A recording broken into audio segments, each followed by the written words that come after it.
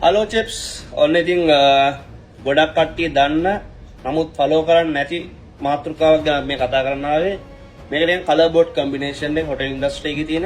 ඉතින් ගොඩක් චෙප්ලා දන්නවා. සමහරක් කට්ටිය ඉගෙන ගන්න අංගිලා මල්ලා දන්නේ නැහැ. මේක හැමෝටම ඉගෙන ගන්න අන්තිම දෙයක්. ඒ කියන්නේ දන්නේ නැති කෙනෙක්ට ඉගෙන ගන්න පුළුවන් දෙයක් තමයි මම දෙන්න දන්නේ. ඉතින් blue cutting board අපි පාවිච්චි කරන්නේ shellfish එතකොට all the fish items seafood item වලට.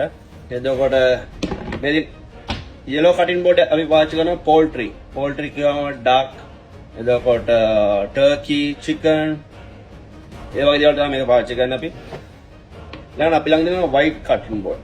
white එක අපි පාවිච්චි කරන dairy product. එතකොට අපි කියනවා cheese bread item වලට. එතකොට මේ තියෙන්නේ brown cutting board අපි පාවිච්චි කරන්නේ cook meat හැම එකක්ම පාවිච්චි කරන්නේ මේ cutting board එකේ. එතකොට මේ තින්නේ red cutting board අපි පාවිච්චි කරන්නේ raw meat ගාම beef එතකොට lamb mutton හැම raw meat එකම කපන්නේ මේකෙන් තමයි. එතකොට ඊළඟට තියෙනවා green chopping board එක. green chopping board එක පාවිච්චි කරනවා vegetable fruits ඒ ටික තමයි පාවිච්චි කරන්නේ.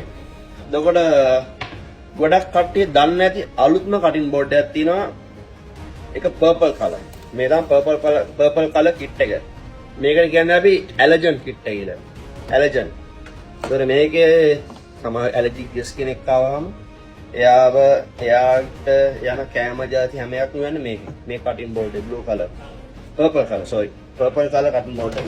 ඒතකොට ඒකේ පාවිච්චි කරන අපිට තියෙනවා spatula එක, stone එක, අදවල් knife එක ඒ ඔක්කොම ඒ කලර් එකේ. එතකොට අර ඇලර්ජික් ගෙස් කෙනෙක් ආවම එයා පරිස්සමට බලා ගන්න පුළුවන් විදිහේ කටින් බෝඩ් සෙටප් එකක් තමයි මේක.